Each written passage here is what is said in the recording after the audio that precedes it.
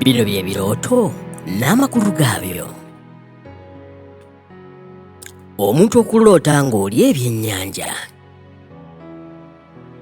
kitegeeza ki? Tukimanyi bulungi nti ekyennyanja ze zimu ku nva ezikyasinze okuwunya. Era ekyennyanja amazzi gaakyo bw'ogayiwa ebbali, ekifo ekyo kitandika okuwunya oba kiyita okukyuma.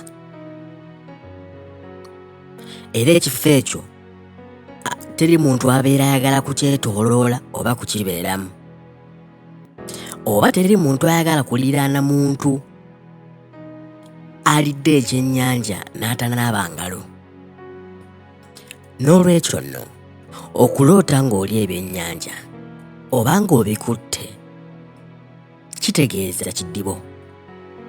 Ekyo kiba kiddibo nti mundaayo mu mwoyo wo owunya ng'ekyennyanja ekyo, era tewaba muntu ayagala kusemberera, buli omu abeera akudduka. N'olwekyo toloota ng'olya ebyennyanja ate n'okeera nawe n'ogula ebyennyanja. Awo obeera okoze okukakasa kw'ekirooto kye wafunye, oba okyanguyiriza okutuukirira mu bulamu bwo.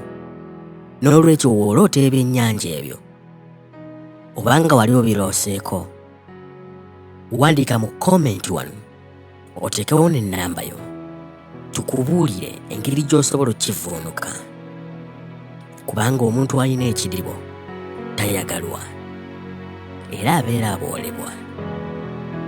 Subscribinga, olikinge.